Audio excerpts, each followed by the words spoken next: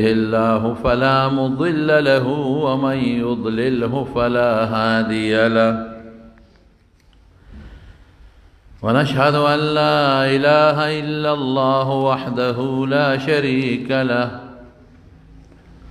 ونشهد أن سيدنا وحبيبنا وشفيعنا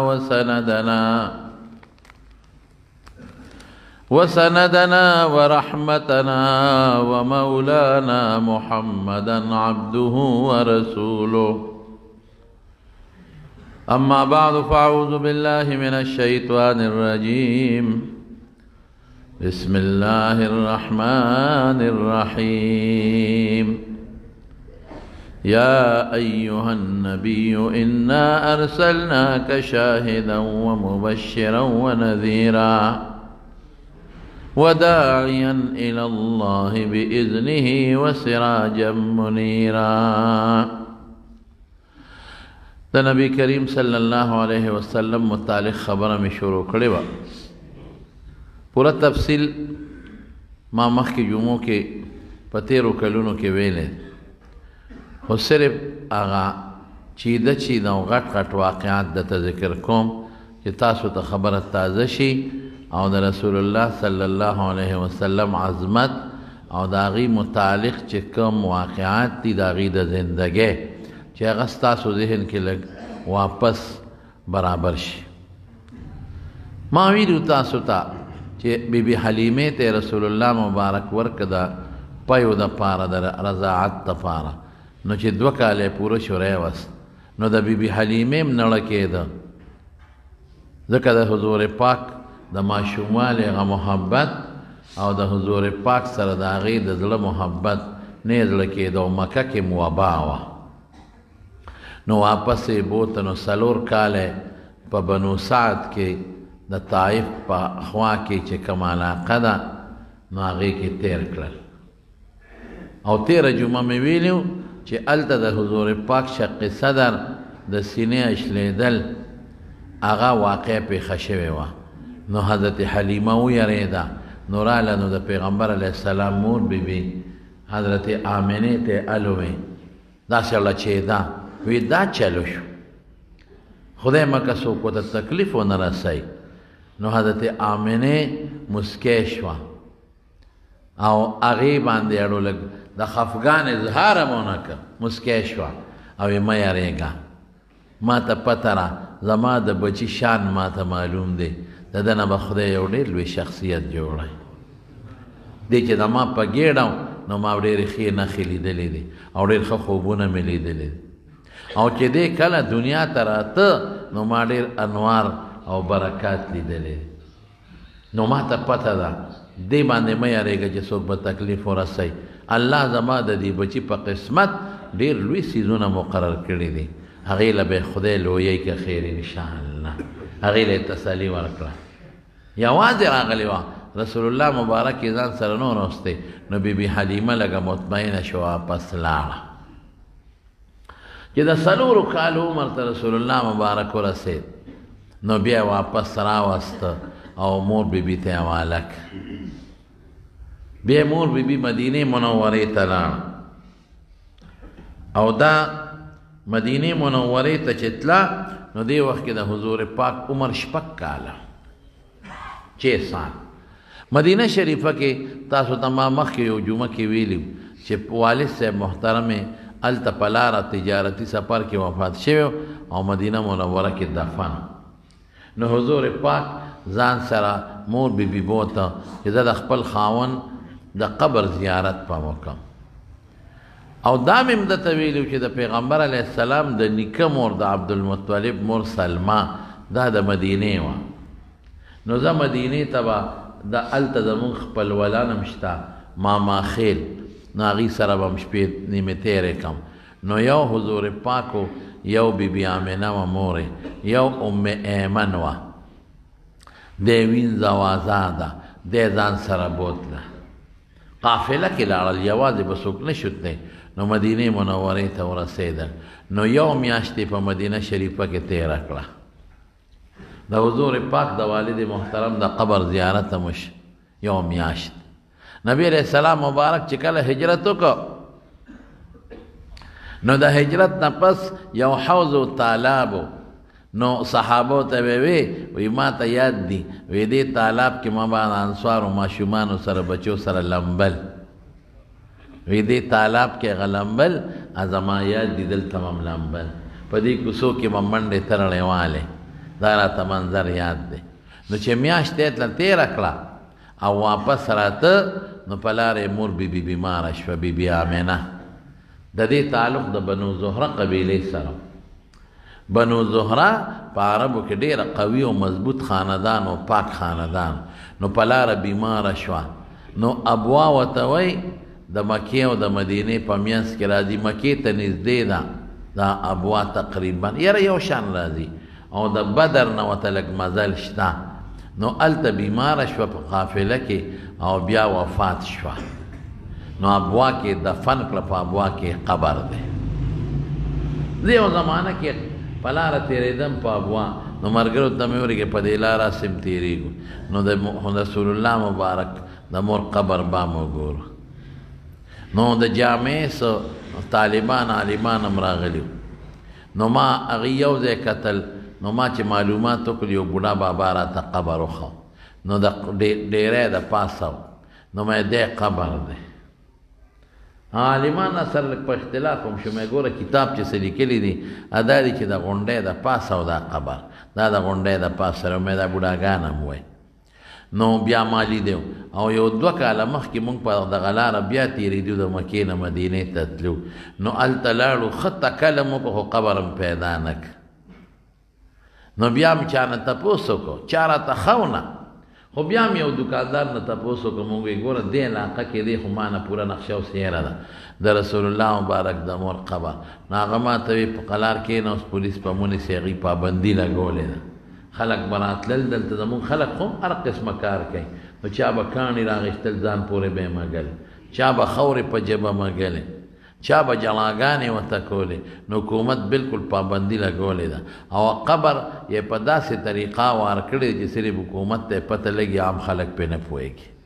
خو ما ته وایي دا مخامخ زه به ته ووایم مخامخ چې دا کم کنډتار ته و د دې کې دننه دی ورځی مه نو په لارې مور بیبي وفات شوه نو رسول الله مبارک د 6 کالو تقریبا څه میاشتې هم د پاسه نو ام ایمن په هغې کې مور بیبي خو هلته دفن شوه نو ام ایمن ځان سره مکې مکرمې ته راوست نو ګوره د پیدایش نه والد محترم مخکې وفات او د 6 کالو په عمر کې والده محترم هم لاړه یو یتیم پاتې شو الله خپل شان خی خپل قدرت خی چې زه کوم نو داسې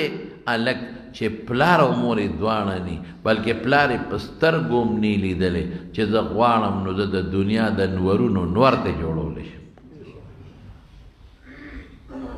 چې زه غواړم د دنیا دپاره د هدایت او د ایمان او د رشد رڼا جوړولی شم دا زه کولی شم او الله غسې وکړله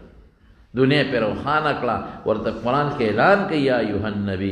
انا ارسلناک شاهدا ومبشرا ونذیرا ته مې داسې عظیم شخصیت جوړ کړې چې ستا امت په نورو امتونو ګوی کوي ته به په دوی ګوی کوي او ته مبشره مې او نذیره مې بشیر خلقو له به د جنت زیری ورکې مسلمان لو کافر په توفیق و سراجا منیرا او یو رڼا ورکوونکې روښانه ډیوه او نور به د هدایت د رشد الله خیر نو مکې مکرمې ته راوسته نو عبدالمطلب یې پالنه کوله عبدالمطلب د نبی کریم صلی الله علیه وسلم نیکو او ډېر زیات خوښ و ټول پرورش ځکه یو خو د یتیمو پلار یې نو دویم مور یې مړه شوه او دریم دا و چې ده کې نښې وې عبدالمطلب خوبونه لیدلي او هغه به وي چې زما د دې بچي به یو شاني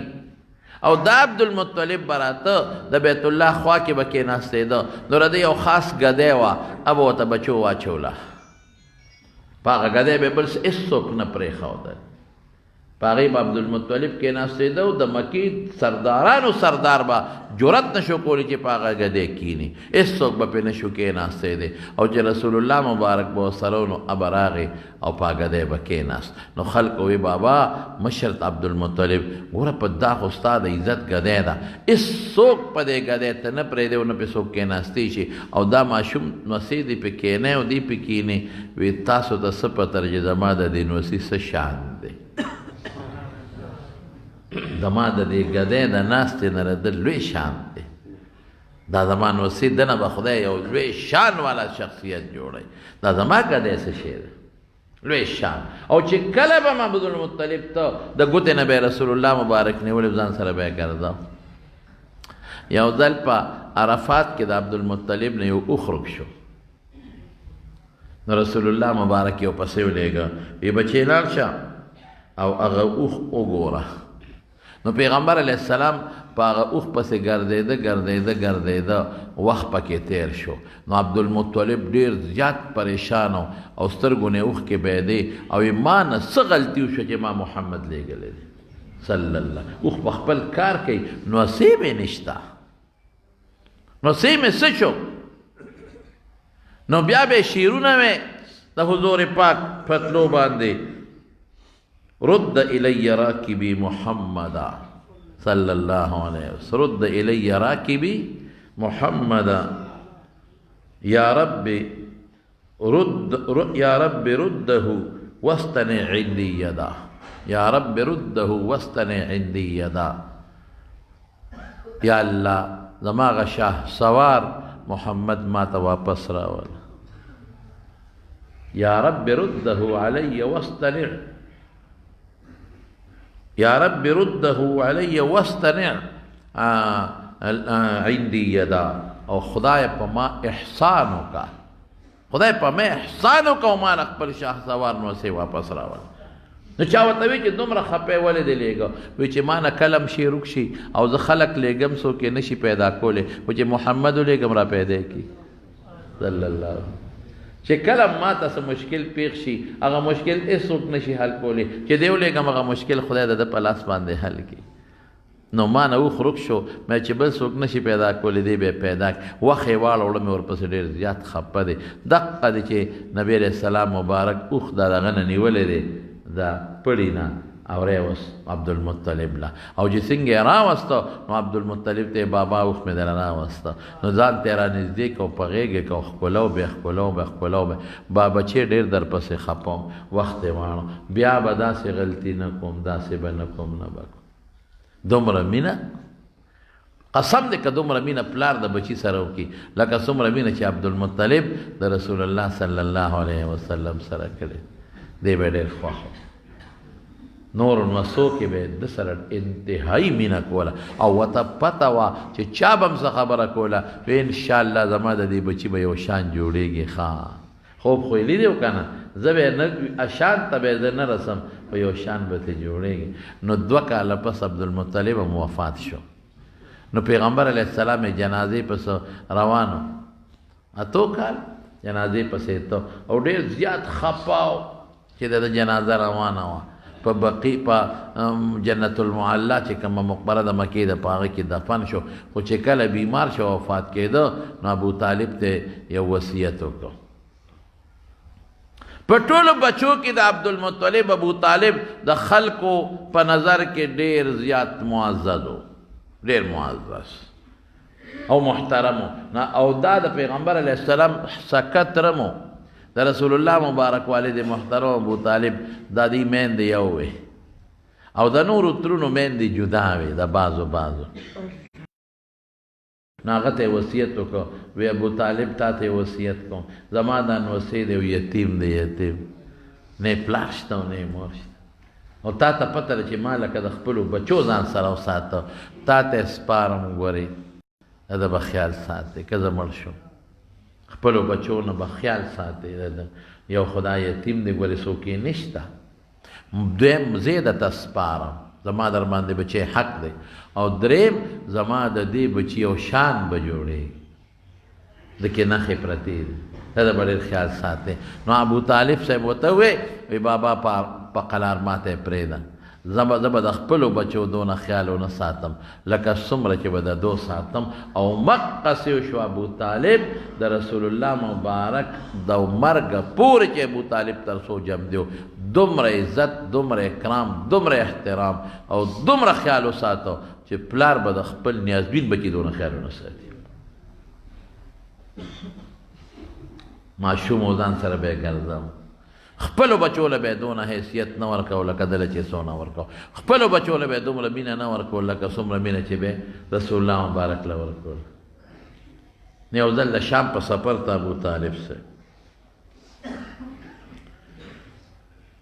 چې د شام په سفر باندې ته نو صاحب ابو طالب صاحب دته وی چې نبی علیہ السلام چې محمد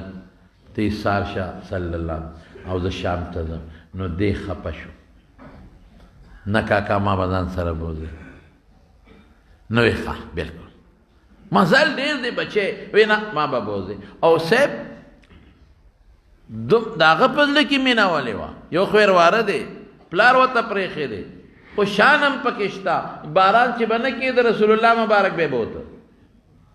اوریاز به نه و خلکو به باران نه کېږي نه کېږي نه کېږي نه کېږي. نو ابو طالب به نبی علیہ السلام راوسېږي زما د وراره یو لوی شان دی نو بیت الله سره به کېنه نو ډله به یې وله بیت الله ته وواله او خدای ته به یې سوال وکړه یا الله اوریاز نشته باران خو څه کې اوریاز نشته او مکه کې خو نه نیرو او نه پکې څه د خوږو اوبو کویانو دغه د باراني اوبه به جمع کېدلې د غرونو منځ کې هغه به یې څکلې او د زمزم اوبه وې. خدای باران نشته ګیاګانې نشته خشاکونه نشته زما د ارواره ډېر لوی شان لري د ده د دې سپین مخ په برکت خدای باران وکړي د سپین مخ وابیض یستسقى الغمام بوجهه الله وابيض يستسقى الغمام بوجهه سمال اليتامى عصمة للارامل بخاري کې راځي. وابيض څومره ښکلی عرب چې ښکلی شی یادوي نو سپین وایي اوس هم خلک وایي دا پلار کې سپین دی معنا ښکلی دی. وابيض ښکلی دی خشته مخی دی دا سپین ښکلی وجود یستسقى الغمام بوجهه د ده د مخ مبارک په برکت وریځ نه باران غوښتلی کېږي. یا الله باران وکړي. سمال الیتامى عصمة للارامل د یتیمانانو ملجا ده یتیمانان دله راځي لا کشر دی را کوټې دی خو دی د یتیمانانو غم کوي خپله یتیم د یتیمانانو غم. عصمة للارامل د کونډو ښځو مأوا او ملجا ده هغې د هغې حیا پې معصومه او بچ ده منډې وایي دا ماشوم دی چې کومه کونډې بیبې ترورې زه دله سودا راوړم بیبې زه دله دا چیلی سروم بیبې زه دله چیلی اوبه کوم هغې یې په خپل کور کې په خپله حیا کې په عصمت کې پرېښي دي منډې وله دی وایي یتیمانانو دا کونډو. یا الله دې ښکلي رواره سپین مخ والا رواره د ده د کشته مخ په برکت باران وکړه وریځ براله باران به وشو دا شان خدای ښیي د رسول الله ما ته پته وه نو یې ښه بچې چې ته نه صبرېږې زه به وبرېږم ځان سره نو شام ته یې بوت. نو اوږده قصه ده خو چې شام ته نږدې شو نو هلته یو پادري و د عیسایانو راهب یو غار کې دی او په یو غر کې یو غار او دا د عیسایانو دا پادریان چې به دی به واده نه کو ښځې به یې نه کو هغه زمانه کې پادریان سم و اوس ګډوډ شوي هېڅ قسمه به د پادریانو ودونه بدونه نه کول چا سره غم خاده به هم نه کولې بس په غار کې به پراتو خلکو به ولسه لږه روټۍ راوړه په هغې به خپله ګزاره کوله او یا به یو ورځ ته تلل دال نه به مزدوري کوله او د هغې رهبانیت ورته وایي هغې به وایي مونږ ځان الله ته وقف کړی دی نه ډوډۍ نه ښځه نه بچي الله عبادت داسې ډکي به وډکي د ورځې روجې او د شپې عبادتونه. نو چې دا قافله ده شام ته تله او د دغې راهب خواله ورسېدله نو دغه ځای کې دا قافله لږه دمه شوه هغه به ځای په ځای دمه کوله نو دا راهب وله راووت د دې نه مخکې به د قریشو قافلې تې راتلې خو دا راهب چاله نور وتې ترمذي شریف کې حدیث جلد ثاني کې نو چې څنګه راووته نبی کریم صلی الله علیه وسلم پسې ګرځېده دا راهب د خلکو منځ کې پکې ننوت او رسول الله مبارک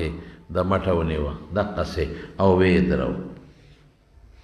او څه وایي هذا رسول رب العالمین هذا رسول رب العالمین دا د رب العالمین پیغمبر دی دی وخت کې لا عمر د پیغمبران 12 کاله هذا رسول رب العالمین یبعثه الله رحمة للعالمین دی به خدای د ټول مخلوق د پاره رحمت جوړوي نو هغوی ورته وایي تا ته څه پته لګي وایي تاسو چې کله په دې غونډۍ راکوزېدې نو ما داسې کاڼې اونې بوټي ونه لیدل چې دته سجده نه یې کړې کاڼو ورته ښکته کېدل سجدې کول بوټي ورته ښکېدل سجدې کول او کاڼې بوټي ما سوا د پیغمبر نه بل چا ته سجده نه کوي او بیا فوراً راهب لاړ او ډوډۍ تیاره کړه د پیغمبر علیه السلام د برکته چې ټوله تجارتي قافله وه ټولو له ډوډۍ وکړه او چې روټۍ څنګه تیاره کړه راویړه نو یې څه شو نو هغه تللی دي اوښانې بوتلي دي سرانله تللی دي اوښان راولي هلی څوک پسې ولګي روټۍ یخېږي نو رسول الله مبارک پسې استاد لاړ نو چې نبي علیه السلام څنګه راغی ورته وګورئ که نه ما چې وی ټیک مې وي چې د خدای رسول او د مخلوق رحمت به ترې جوړېږي وګورئ دې نور ته سخت نور ته او اوریاس پې د پاسه سورې کړی وګورئ خلکو ته ټوله دنیا باندې نور په هغه اوریاس سورې کړی دی دا د حضور پاک معجزه وه کله کله همیشه نه ګورئ ښه کله کله اوریاس یې به پې سورې کاو کله کله پې صحابو څادر هم د پاسه نیولی دا یوه معجزه شو بهر کې دا وګورئ اوریاس سورې کړه نو چې نبي علیه السلام څنګه راغی نو خلک ټول اونې ته ناست وو د اونې په سوري باقي نور و سورې پکې نو رسول الله مبارک نور ته کېناسته ځکه سورې ختم شوی نو دا راهب دی خلکو دی ګورئ ورته نو دا اونه تو شوه او د سورې د پیغمبر علیه السلام د پاسه خپل سورې وروست وګورئ او بیا راغی راهب د رسول الله مبارک د دواړو اوږو منځ یې وکته وایي دلته راشئ دا وګورئ دا څه شی دی د دواړو اولو اوږو په منځ کې د مهر نبوت و د کمتر یا د زر کې دا ګی عمره یو غوټه وه دا وګورئ دا مهر نبوت څوک خو وایي بعضې علما چې کله دته نبوت میلو شو دا غوټه ښکاره شوې وه لیکن راجح قول دا دی مولانا ادریس کاندهلوي رحمت الله علیه سیرت مصطفی کې لیکلي چې دا ماشوموالي کې پیدا شوی وه دا یو غوټه وه او عامه نکې نه وه د پاسه پې لیکل شوي سیوطي لیکلی دي د پاسه پې لیکل شوي سر انت المنصور کوم ځای ګرځې ګرځه الله به تا سره مدد کوي په دا شی وله ټاپواله وی دا وګورئ وی مشر یې څوک دی ابو طالب وی زم وی د خدای خاطر وکړه شام ته مه بوځه څوک تکلیف ورنه کړي شام کې اهلی کتاب دي او دله تکلیف ورنه کړي دا خبرې کېدې چې اووه کسان را روان وو د شام نه او چې څنګه راورسېدل دې راهب د ده خو به راهبانو خو ډېر لوی قدر و دله رالل دې ورغې وی څه کوې یاره وي مونږ ته پته لګېدلې د خپلو کتابونو نه چې کوم هلک نه د آخرې زمانې پیغمبر جوړېږي هغه په دې میاشت کې به شام ته سفر کوي ټولې لارې مو ورته نیولې دي چې مړي د شام نه چې څومره پادریان دي هغې ټولې لارې نیولې دي مونږ ته یې دا لار راواله کړي تاسو به دې لار ورځئ دې به وجنې پرېږدی منه نو مونږ ته پته ده چې په دې لار راځي نو هغه راهب ورته وایي هسې تاسو نه تپوس کوم وایي دا ستاسو په کتابونو کې لیکلي چې د دې هلک نه به خدای پیغمبر جوړوي نو چې خدای دې یو کار اراده کړي تاسو یې بندولی شي چې خدای دې پیغمبر جوړ ظالمان پیغمبر وجنې او بندولی شي چې هغوی سوچ وکړو وایي نه وایي به زه اراده هم پرېږدی پرېږدی اراده او راهب ځان سره هغه کسان ایثار هم کړل راځئ ما سره اوسېږئ دلته خپل عبادت کوئ او راغی ابو طالب ته ابو طالبه د خدای خاطر وکړه دا هلک شام ته مه د څوک تکلیف په ورته ورسوئ دی واپس کړه نو بیا واپس مکې مکرمې ته راولېږه دا د بحیرا راهب واقعه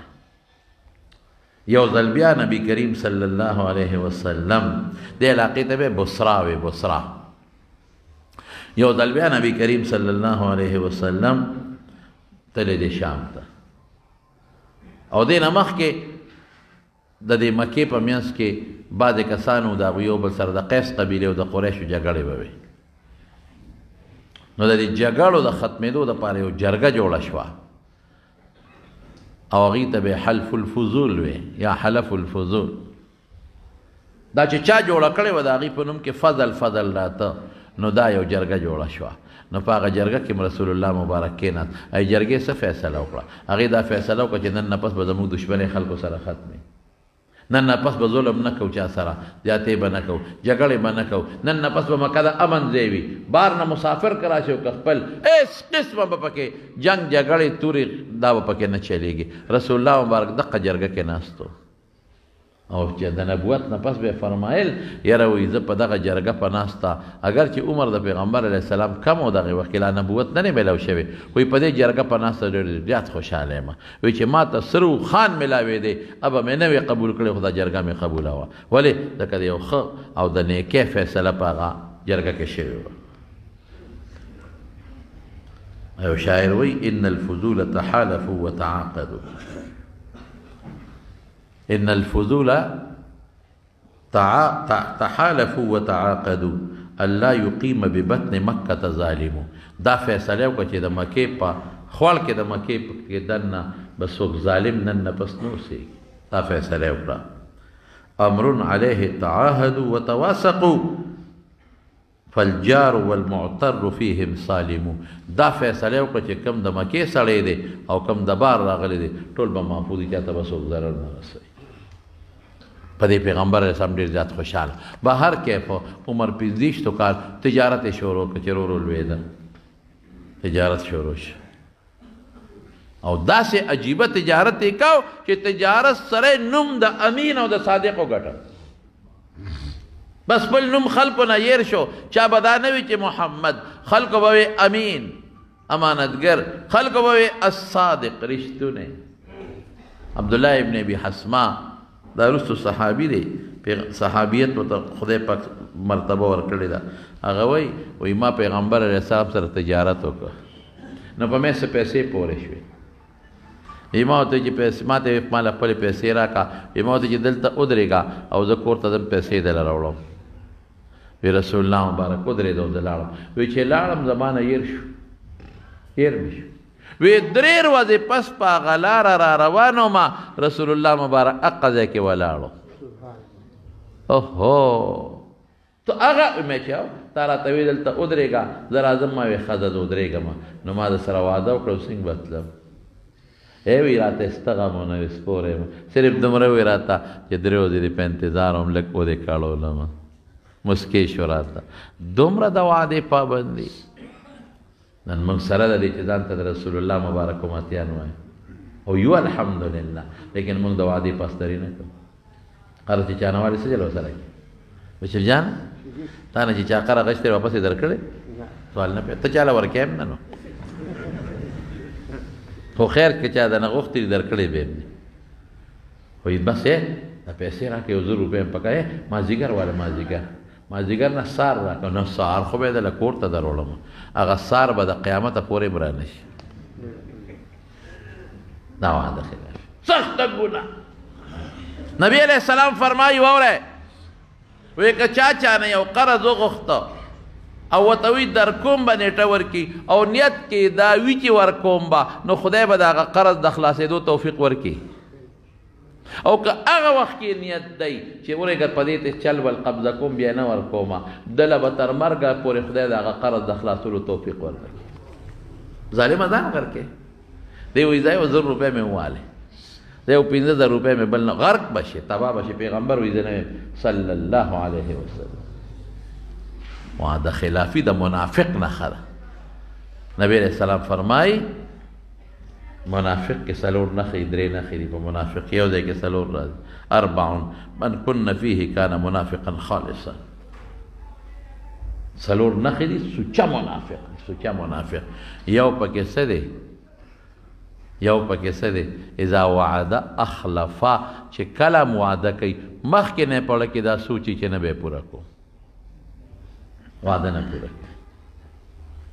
اذا عاهد غدره وعده وکي دوکه کوي نه ورکوي بیا وعده خلافي خطرناکه ګناه ده موږ څه نه کوو څونه وعده خلافه ټسته جرم سخت ګناه کبیره الله پې خفه کېږي مال کې برکت ته پې ختمېږي رسول الله مبارک کې دا صفت و پیدایشي صفت او امین امانتګر خیانت ته نو موږ څونه امانتګري کوو امانت خو یوازې دې ته نه و چې چا پیسې درکړې دا ته ونه خورې نه نه نه امانت یو عام مفهوم لري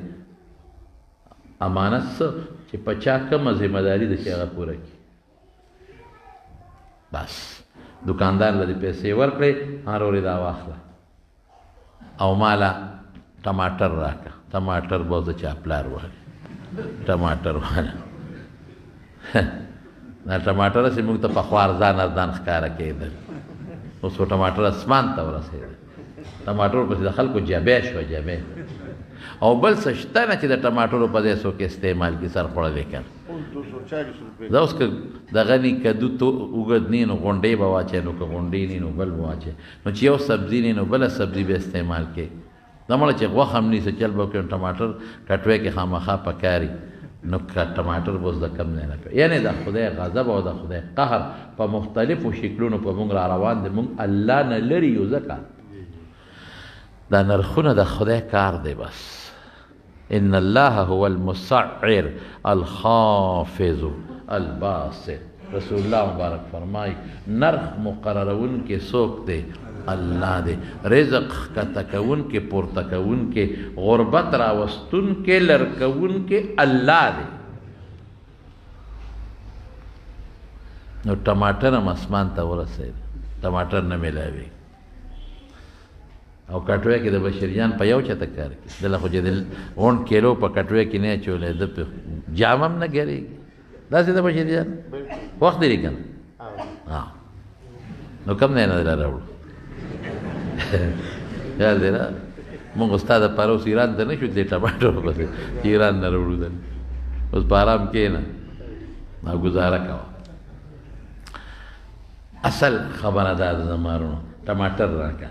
نو ټماټر چې درکوي نو د پاسه به یو شان دي لاندې یو بل شان سیوان راکړه دا پیټۍ په څو ده دا مثلا په 500 هلکه د نجید دننه خو جاپاني دي لا چې کور ته یوسې د پاسه هغه 5 خشتۍ او دننه نور ټول د غوا د خوراکي غوا ته به اچي او پی راکړه سوچه پی ماشاءالله سوچه پی نه خو دنیا ډکه ده د پی خو باران کېږي د میخو نه خو بیږي سوچه پی راکړه زه پخوا بلا بیا مو اوبې پکې اچولې اوبه خو به پاکې وې که اوبه به پاکې وي ټګي خو ده دوکه خو ده ځکه زه خو اوبه نه الم پیلم ټګي خو ده اوبه خو به پاکې وي اوس څه کوي کیمیکل لوړې اوبه پکې اچوي هغه لړي داسې پی دي چې ګوته پکې نه دي دومره ټینګ دي نو خو کیمیکل دې پکې ډېر اچولي دي مساله کم بجاوې دوکه پیسه ډېرو چاله بچوله بچی به دلته مزې کوي او قبر کې به کوتک تا ته نیولي د هوښیارې نه حضرت علی کرم الله وجهه فرمای وی د هغه انسان نه بېوقوف انسان بل نشته چې د بل د دنیا د ښه کولو دپاره خپل خیرت خراب کړي دنیا بچوله ښه کو نسوله ښه کو اخرت ځان له خرابه ولې ځان له اخر خراب بچوله دنیا ګټم نسوله ګټم کلوسوله ګټم والله که دوام در پسې وکړي هغه دور لاړ ختم شو پخوا چې بچو به پلاران بس دواګانې کولې اوس چې بوډا شوي مونږ له راشي بیر مولوي صاحب دوا کبابه مې نه جوړی خدای دې جوړ کړي نه نه نه نه نه خدای دې پرې رحم وکړي اوس هم په لنډه ووایه که چې خدای دې مړ کړي خدای دې پرې رحم وکړي مطلب دا چې د جوړېدو دوا مه کوه دا څه ټک ټوکې ټوله شپه راته جوړ کړي او د خوب نه مباسي او ماشومان هم رټي او سړی خو چې بوډا شي خامخا ذهن کمزوري شي نو که ماشوم دله لوبی نو بابا ښه سړی دی که ماشوم دله لوبی نو بیبی ښه ښځه ده او چې غریب د ماشوم د لوبولو نه وځي وایي بد دوا ورته وکړه چې خدای پرې رحم وکړي موږ باندې سره د رحم دوا کې په دا مری ولې زور که کنه چې خیرت دې تباه شي پلار او مور لاړه نو تاسو ته وایم په آرام کښېنئ خدای ته لحاظ وکړئ د خپلو بچو نوسو دپاره آخر مه خرابوئ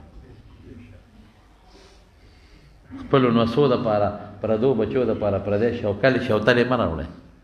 نو بخور ولا غلا مه کوئ پردی پولې ولا مه وهئ او دکاندارانو ته ټماټر څښاپ د خو په نرخ مه خرڅوئ او سبزي څښا د خو په نرخ مه خرڅوئ او بابوګانو ته م ویل چې خپل ټیم کې د پرشوت ته چا کارونه مه کوئ خدای دپاره وکړئ پرشوت مه کوئ ټول نظام ګډوډ او ډاکټرانو ته مې چې خدای دپاره غریب غوا خرڅه کړې ده او تاله درغلې د ښځی ناجوړه ده او د اکسرې ضرورت نشته مه لیکه ورته مه لیکه د دارو ضرورت نشته مه لیکه ورته د 50 روپو د ښې کمپنۍ په دارو دی ښه کېږي نو د خرابې کمپنۍ د 300 روپو دارو مه لیکه ظالم خدای به درته تپوس کوي او چې کومو دارو ته ضرورت نه مه لیکه ظالمه غرق دی که غریب دی یتیم دی کونډه ده مزدوري کړې ده په 50 روپو دیاړی کې تاله درغلې دی ناجوړه دی ظالمه ظلم ولې کوې ورسره او د ماشوم بچی دی او ښه تعلیم یې کړی دی خو پیسه ورسره نشته نو په رشوت ماخله خدای دپاره ورکړه نه وکړي چې حق یې جوړېږي ټول نظام بره د لاندې ټول خراب ټول تاسو نه ګورئ دوست د تاسو د اخبارونو دا قصې پسې پلان کې په جیل کې پروت دی او جیل نه ووت او لندن ته لاړ دا چلو شو دا څه شی دی دا ټول حرام خوري دی ټول ملک ته ډک دی کرپشن ختموم او کرپشن زیات شو دا به وکړم هغه څوک وایي تا کې دی او څوک وایي تا کې دی دا څه شی دی دا د خدای یره نشته خیانت دی خیانت امانتګري نشته مونږ چې څومره د خدای نه لرې کېږو د خدای غضب به نازلېږي کله به د زلزلې په شکل کې راځي کله به د طوفان او د باران او د زولو او د سیلۍ په شکل کې راځي کله به د مقدمو په شکل کې راځي کله به د بچي د نافرمانۍ په شکل کې راځي کله به د ډینګي ماشي په شکل کې راځي او کله به د ګرانۍ په شکل کې راځي خدای ته نزدېکت پکار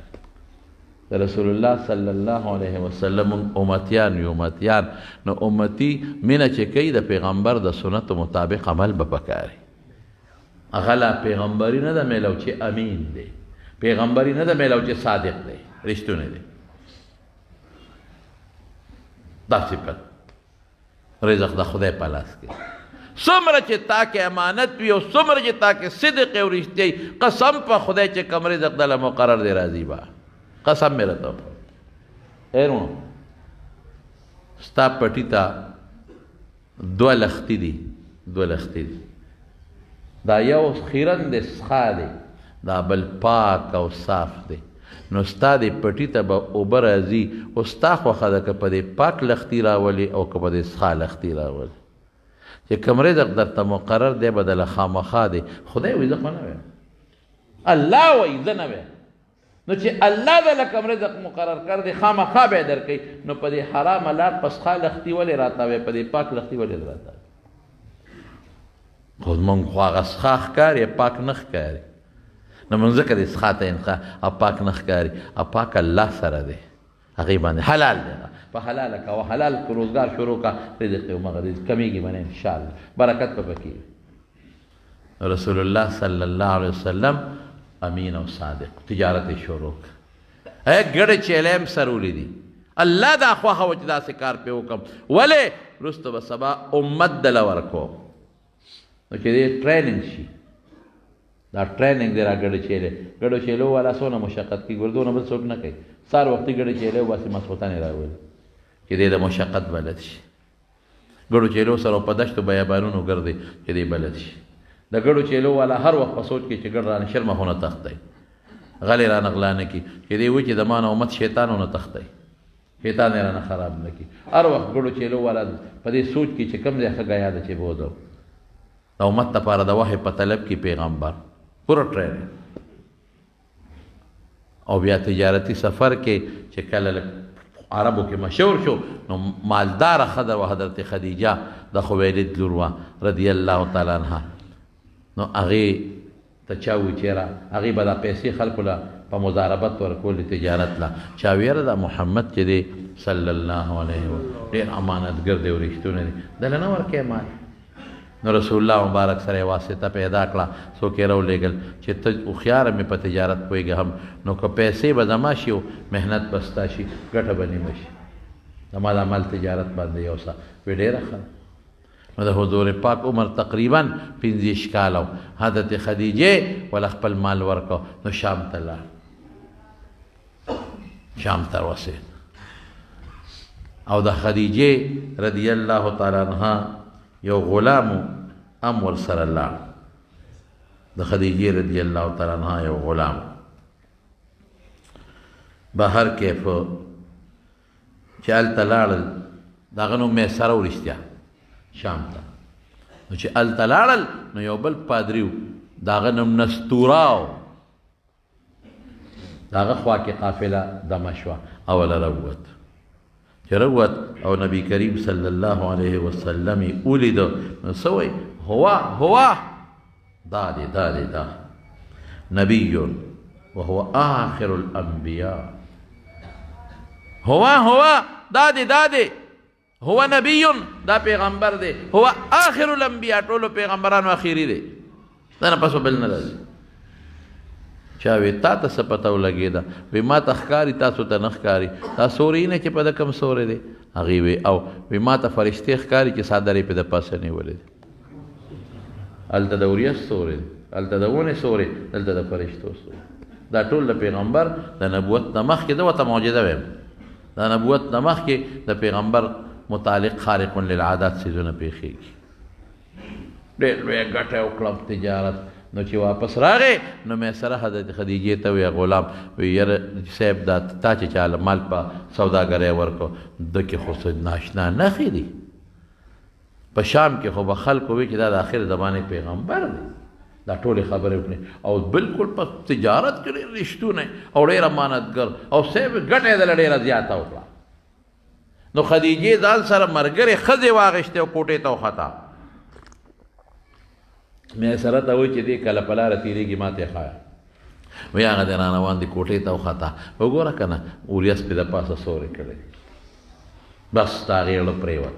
د خدیجې خو دې سره د سره خو به زه نکاح کوم پاکه ښځه او پاک دامن په عربو کې په پاک دامن یې مشهوره ښځه وه او ډېره زیاته مالداره وه نو څوک وایي چې د میسره پکې منځ کې تلل راتلل وکړل ټیک د خبره روغه ده څوک وایي د رسول الله مبارک د قوم خلک ورغلل او څوک وایي چې د خدیجې د طرف نه یو وفد راغی خو بهر کې موږ به ټول یو ځای کړو خلک په رشتو کې تلل راتلل کوي تلل راتل پکې دواړو طرفونه وشو او میسره هم پکې تلل راتل وکړل نو د حضرت خدیجې رضی الله تعالی عنها نکاح د رسول الله مبارک سره وشو عمر یې دغه وخت 15 کاله او د حضرت خدیجې عمر 40 کاله بختوره بیبي و بختوره د خدیجې د نکاح په وخت کې د خدیجې پلار وفات شوی او ترې عمرو ابن اسد موجودو او د رسول الله مبارک ترو ابو طالب او نکاح ابو طالب صاحب تړلې ده د نکاح خطبه وی جاب قبول هغه کړی او 12.5 اوقیه ورته وایي 40 درهم 12 اوقیه د مهر یعنی 1500 درهم تقریبا دا مهر 500 درهم ډېره بختوره بیبي دومره بختوره بیبي په جن کې چتا په زندګۍ کې رسول الله مبارک فرمایي خیر النساء خدیجه بنت خویلد په ټولو ښځو کې بهترینه د ټاپ پاک دامن او خدای ته خوښه او غوره ښځه حضرت خدیجه رضی الله تعالی عنها او جبرئیل علیه السلام راغی او ما ته رسول الله مبارک فرمایي جبرئیل علیه السلام راغی چې خدیجه ته وایي چې تا الله در باندې سلام وایي الله اکبر جنت کې جنتیانو ته سلام قولا من رب الرحیم او الله وایي چې زیری ورکا یو محل مې ولا په جنت کې جوړ کړی دی د یوې ملغلرې نه مې جوړ کړی دی پکې ټانکه او پیون نشته یو ملغلره شور شغرب بیماری تکلیف بنی خوشحالی وي پکې ډېره زیاته خوش قسمته ښځه وه پیغمبر مبارک سره د زړه نه خدای ټول بچي د دې نه ورکړل د رسول الله مبارک زامن حضرت طیب طاهر قاسم سو کو طیب و طاهر دی یو کستم یادی ابراہیم صرف د ماری قبطیین باقی حضرت فاطمه رضی اللہ تعالی عنہ حضرت زینب حضرت ام کلثوم حضرت رقیہ دا ټول د دې بچي رسول الله مبارک ډېره خوښه وفات نه پس به مې یادوله حضرت عائشہ وی مالا بقار راغی پیغمبر علیہ السلام با گٹ چیلے لال کو نو دا خدیجی چی کمی خزی دا غی دوستانے ویغی کی بے غوخوت ویشلا اور اس سیاس صفت بے کهو وی ما با وی چی پا دنیا کے جوڑ بلا خزانه و دا اللہ رسولہ ام دا غیوہ خزاوہ دا بوڑے خزا دا یوہ وی رسول اللہ مبارک مسکیو چی انہا کانت و کانت ام دقا یوہ خزاوہ ام دا غیوہ بلا نوہ خپل کور حضور پاک تا وقف زما کور والا نبی علیہ السلام د مور د کور د پلار د کور نه د خدیجې کور ته راغی خپل مال چې څومره رسول الله مبارک ته وقف او چې کله به پیغمبر علیہ السلام غار حرا ته ته او ورځ شپې به زیاتې تېرې کړې دې خدیجې رضی الله تعالی عنها به پسې ستوان او بخې جوړې داسې به څوک وکړي نن سبا خو که خاوند ښځې له شعر وړي خو ښځه مینه کوي او چې کله خاوند لږ یو پوټې پرېوت باس خبره ختم هغې به غار حرا ته رسول زه چې کله غار حرا ته وختم که نه بره لاړم یقین وکړئ په دا لاره زه خطې کم دی شم حالانکې هغه وخت مې ځواني وه ښه مضبوطه او په پوړو دوه چې به ختم نو ړنه به مې خدیجې ته دعا خطه څومره محنت یې کړی په دې چړی یو میل مزل دی په غر کې اوس پکې لا پوړی جوړې شوي څه ناسته هغه زمانه کې پکې پوړی نه وې تومره خواري او محنت او چې پیغمبر علیہ السلام ته کله خدای پاک نبوت ورکو او نبی علیہ السلام را پیدا او تبه پیراله نو ډاډ دی ورکړی دی حضرت خدیجې په ما باندې خو زه خو خشیت علی نفسی زملونی صادر را باندې واچوي نو رسول الله مبارک ته دې ډاډ ورکړی دی بیان به راته ان شاء الله یو جمعه ویم بل جمعه کې هم کوه خپه نشي ته خو د نیکۍ کارونه کوې کونډو خدمت یتیمانان دا دا دا تا بچت خدای نظر رسوا کوي ډاډ یې ورکړی حضرت خدیجه نن سبا خو چې خاوند لږ معمولي ښځو ته وایي چې دا چل او ګورې بیا بهر مه ځه ښه او مړ نه شي ګورې یا ښځې ماسپښین مانځه له تلم په ما خو ډېره خوله راغله بس بیا مه ځه کور کوه کور کوه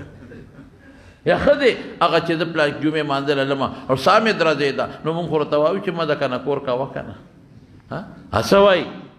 ویریدم رسول الله مبارک په ځان باندې لقد خشیت علی نفسی او ته څه وایي الله فکر ونه کې تا به خدای نه رسوا کوي لا یخزیک الله ابدا ټول عمر به دې خدای رسوا نه کړي تحمل الکل ته خلکو نه بوجونه پورته کوي انک تحمل الکل تقرې زیات ته خو مېلمنو مېلمستیا کې ته خو د کونډو خدمت کې تعینو علی نوایب الحق او چې چاته څه مسله پېښه شي او د دین خلاف نه کې مدد ورسره کې تا خدای چې ته رسوا کوي دومره ډاډ یې ورکړه ډاډ بهر کیف الله پاک ته دغه د رسول الله مبارک پاک سترا صفا دن بار خشته وجود د پیغمبر مناسب و ځکه نبوت یې ورته ورکړه او دا الله پاک په علم کې د مخکې نه او د مخکې نه کنتو نبیا و آدم بالماء والطین خدای دا صفتونه مخکې نه چې داسې شخصیت به پیدا کوم چې هغه نه پس به بل پیغمبر نه راځي او د ټولو پیغمبرانو رسولانو آخري پیغمبر به یو شان به ورکوم عظیم شان به ورکوم او مونږ باندې الله کرم وکړو چې دغه ښکلي پیغمبر امتیان یې جوړ کړو الحمدلله نو څه خبرې به پکې انشاءالله بله جمعه مو کوم دعا وکړئ ربنا ظلمنا انفسنا وان لم تغفر لنا وترحمنا لنكونن من الخاسرین زمونږ په دې محله کې د نجیب